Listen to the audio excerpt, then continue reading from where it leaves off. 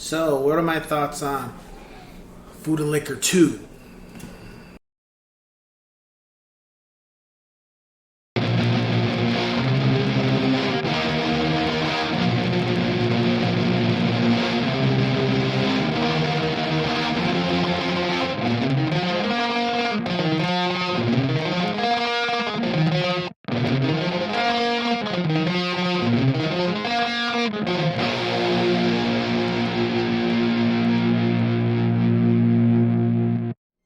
What's going on, ladies and gents in Cyberland? Coming back to another album review from Lupe Fiasco.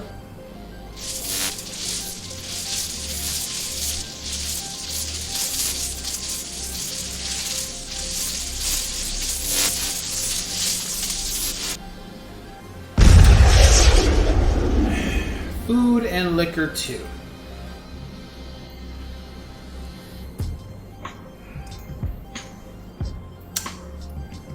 So with this album, I don't think things were good with Atlantic. However, I think Lupe was more able to release content that was what he wanted to do. But I still don't think things were great. I still think there was a lot of drama going on behind the scenes. And I think Atlantic probably didn't want the publicity that was showing that they were a piece of shit record label. Because, mind you, Outkast, I think at this time it's pretty much done too. So, it's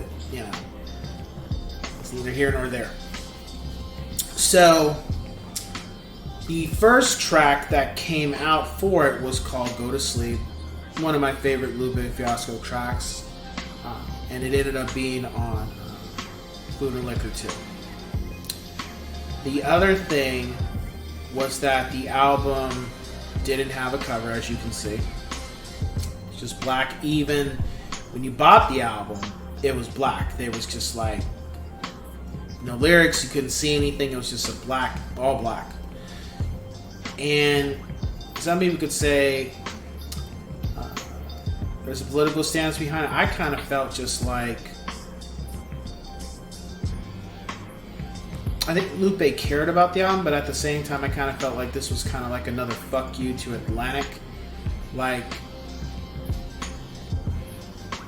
let's just make, like, don't need to know who did what or who did this or that. Just, that's what I got from it, because it was like, even everybody puts something when they're doing the release of an album. The artwork, there was nothing. It was just completely black. Just black page after black page, like nothing in there, no artwork, no nothing. And Go to Sleep, it came out, but I wasn't sure it was going to be on this album. A lot of us weren't. And then, little by little, tracks started coming out. Around My Way, which used When They Reminisce Over You music with it, and that was great. Loved it. And I was just like, this feels like Lupe is back to the form he wants to be. The lyrics were great. Just speaking about what's going on in Chicago, speaking on what's going around the world. But there was a controversy with that song too, because apparently something was said that they didn't give Lupe permission to use it, or they did, and then they changed their mind. It was just some drama, but I think it was publicity from one side of the story, just to get people more interested in listening to the song. Didn't matter to me. I thought the song was great. Then you came out with Bitch Bad.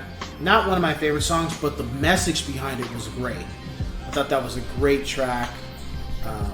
What Lupe was getting out and trying to say,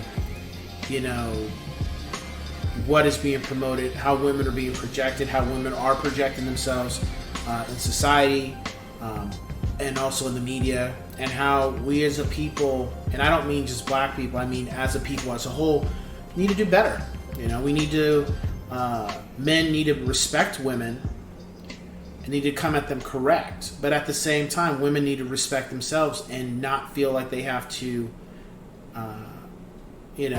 sell themselves out to get paid or to be recognized, and what is considered a bad bitch and what is considered a woman. Like, what's the difference, and how are you able to determine the two? That was a good song. Another track that got released, Lamborghini Angels, one of my favorite tracks on the album, because it was pretty much talking about what goes on behind the scenes, and what are you paying attention to? Are you paying attention to the finesse and the riches, or are you paying attention to what's behind those riches? So, yeah. This album also felt like a lot more hard-edged, a lot more political. Gave me the darkness of the Cool again, and was definitely darker than Food and Liquor, the first album. This was originally supposed to be a double album too, like a two-part, but I guess at some point that got scrapped for whatever reason. Maybe it didn't need it, maybe not. The album was already pretty long. As far as my rating for the album, I'd give it a 4.5 out of 5 yes sirs. There wasn't a track I didn't care for. There's just some tracks I like better than others, but there wasn't anything where I was just like, ugh. Like, it wasn't like, that stupid "Get You Out of My Head" song, whatever. That's it wasn't nowhere near like that. My top 5 tracks are Audubon Ballroom. What is it? Pick 'em Up, or Put 'em Up. Put 'em Up. The music just itself just got my attention, and then when lyrically Lupe flows, and I just love it. Around My Way, Go to Sleep, and Lamborghini Angels. And like Food and Liquor, this one felt like that too. There was just some, not like, because the Cool, I have my tracks, but this one too felt like there was just some songs in here that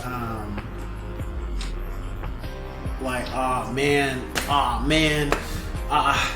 Unforgivable Youth, It's Hood Now, Strange Fruition,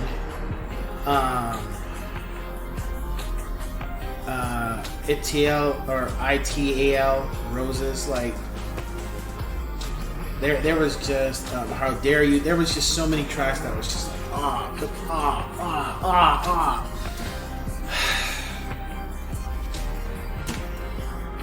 just, Battle Scars. A lot of people always talk about Battle Scars.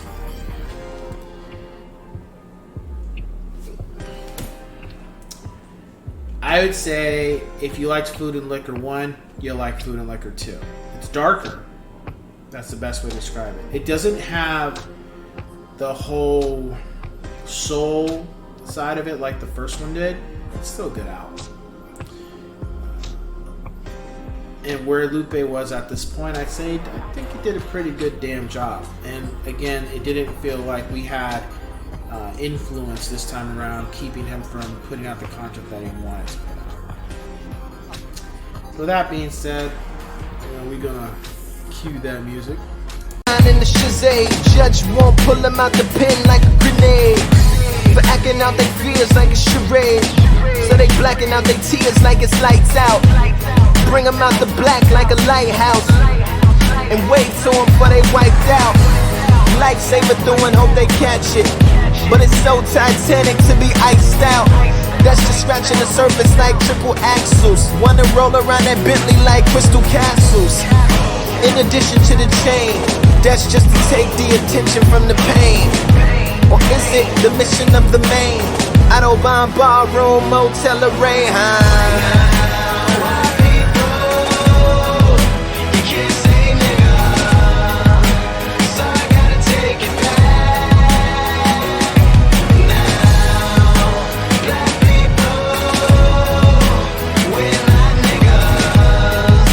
Yeah.